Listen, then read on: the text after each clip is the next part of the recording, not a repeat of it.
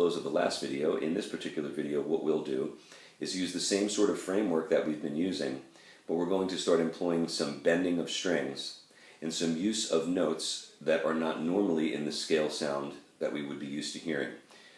So many players employ this. Gosh, in some ways I'd like to say virtually everyone that we've heard or listened to that's a popular guitarist kind of employs this. But a few players that come to mind would be Eric Clapton, Eric Johnson once again. And the vibrato style that we'll apply will be sort of a little bit more Eric Johnson-like than it would be Clapton, although Clapton has sometimes a similar vibrato. Warren Haynes from Government Mule, a lot of these players, the Allmans, just a lot of really great players use this. And so let me explain what I'm talking about. So let's go back to our framework once again of A minor pentatonic. So, well, I know you're pretty familiar with or pretty used to viewing those notes. And I'm going to go ahead and put the C up top just to give us a little bit more range. You know from your studies, okay, so I'll go string by string here, starting on the first string. You know from your studies that these two notes are included. Let me get rid of that volume. These two notes are included in the scale. This one is not, nor is this one. Okay? So, on the next string, you know that these two notes are included in the scale, but this one is not. I'm on the same string, the second string. This one is not, and this one is not either.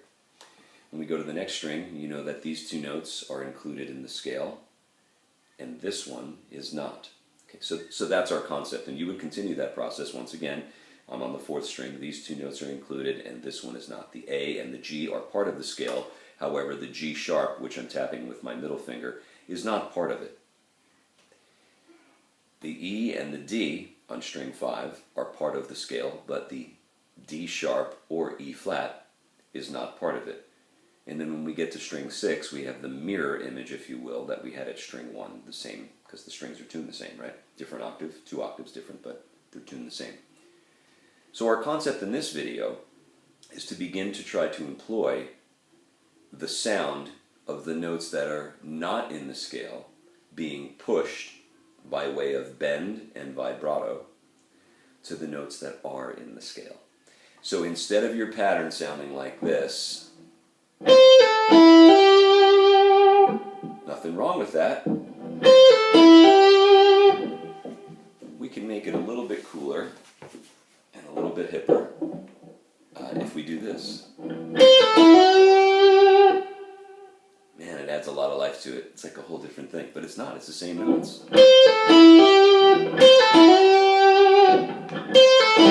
Sorry. And you can make that bend slow and sexy, if you will, like I did on the last one, or you can make it more absolute, which would be more of an Eric Johnson thing, and I'll show you that in a moment with a different part within the scale. But one example like this would be, or,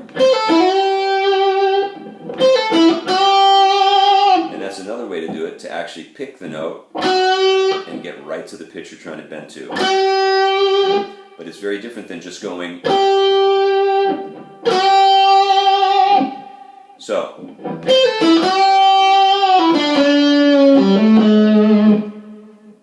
what I did there is I continued that process on strings 3 and 4. This note is not there, but this one is. So I went.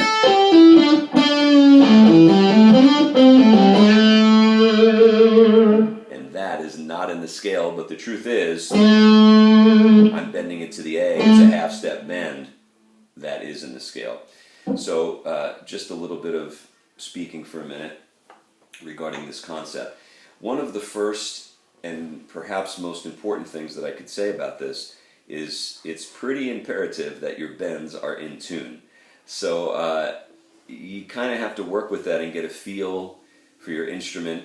I'll tell you this, people that have lots of guitars, I'm guilty of that myself, far less than I used to have because I keep trying to narrow it down. But it's a disease we all have, right? So when you have a lot of guitars, or you have guitars that are different scale lengths, or you have guitars that have different gauge strings on them. This bending in tune thing can be a bit of a nightmare. It can be a bit of a problem. It can be a time eater to do it well. So one recommendation I might make is whatever guitar you have out at the time that you begin this process, that maybe you stay with that for a little while so you're not just all over the place, so you don't sound like a drunken sailor. You know what I mean? You want those pitches to be bent in tune. So anyway, so let's take a look once again. We're going to talk about notes now instead of positions and places, okay? So normally we would have C, A, G, and E. We'll have C, A, but the G will be pushed from F sharp.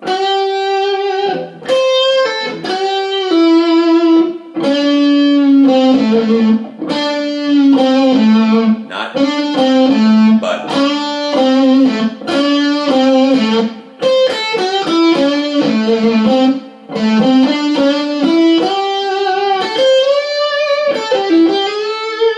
So when you get good at this, it's very freeing. You can do it from anywhere, meaning you can get any note to a scale pitch. And when you get comfortable with this, you can do some nice things with your lines. So maybe you set the listener up. That comes out of nowhere, right? Or so this note is not in the scale, but I bent, and this note is B, sorry.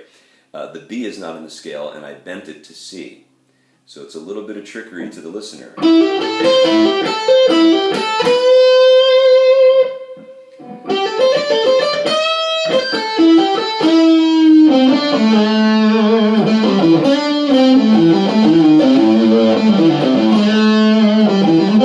You remember on the last video we played a line. I'm going right to the A. Why don't we employ this concept there?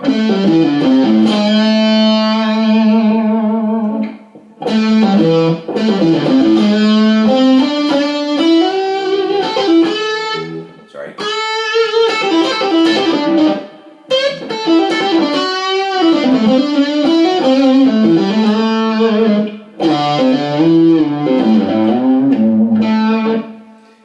So that can become very freeing. So once again, if it were me, or if I were you, I would go through the 5 positions, the 5 different fingerings, the 5 modal, spread out linear applications of A minor pentatonic, this being root position, right? First. Hello.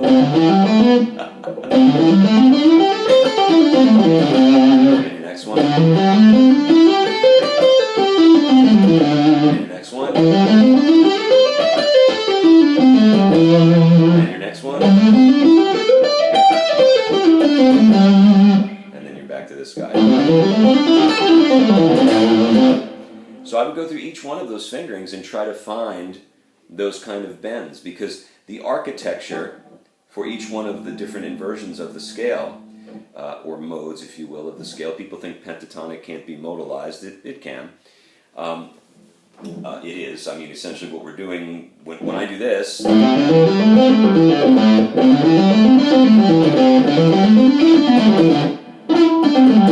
that's playing modes within the scale, okay? Within the parent scale. But anyway, I would go through each one of the fingerings, and I would try to find those type of things. So when you're in this one, you can... Let's start not from the root, but maybe from here. Right? Sorry. That's one example. Or...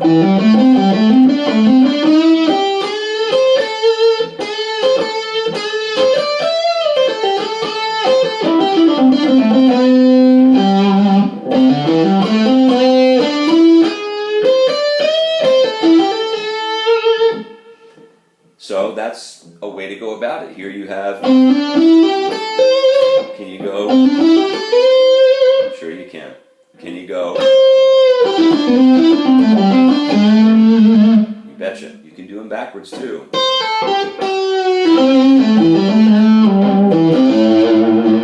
basically what this ends up being is very tricky ways, I don't know about very tricky, but tricky or sneaky, maybe the better word, sneaky ways to get to pitches and give the listener a surprise type of thing. It's not so typical to hear, and there's a lot of freedom in there. And I think that having that kind of freedom kind of says, hey, you know, I can play 12 notes. You know, we work on a 12-tone system, so I can play just about any note over any chord if I do it properly, if I do it right. I don't know about properly, but if I do it right, right within the flow of music. So any pitch can work, you know. This concept is not very different. What I'm working with right now with you here is not really very different than just sliding into a note, like going, but the sound of going is different. So this versus, they're different. This, or, sorry, that's another thing you can do. Bend the pitch that's not part of it, and when you release it, go back to a pitch that is.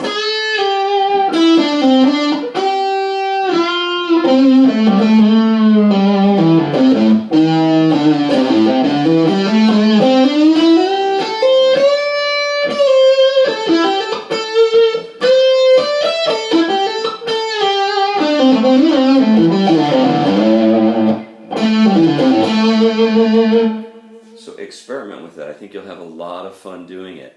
I believe you have some practice tracks that I gave you from a while back that are based in C, so A minor pentatonic would work.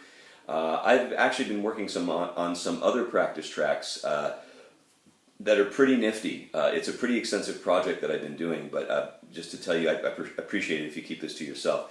These practice tracks will all be for sale at my website, and for sale, you know, to students, of course. But what they are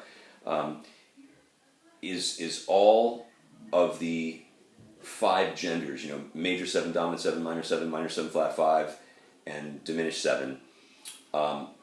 Practice tracks that are, I would maybe say to you, some of them are modal, some of them are not, but what it comes out to be is it comes out to be that for each category there will be 12 of them. So for the major 7s there will be 12 different ones. So when you're practicing something that is from the major scale, or you're using a minor pentatonic on a major chord, right, like superimposing it, what you would have would be 12 of those. You'll have the key of C, the key of F, the key of B flat, E flat, A flat, D flat, G flat, etc.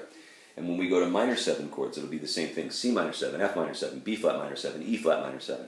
So you can literally practice these things in every key and hear what they sound like, find what keys you're weak in, stay on those longer, that kind of a thing. And each one of the practice tracks is no less than 5 minutes. I didn't make them too long because I wanted to save space on people's computers, memory in general, but 5 minutes is a pretty long time to focus on one thing. It's like playing a song, right? Songs are 5 minutes or so, give or take a few.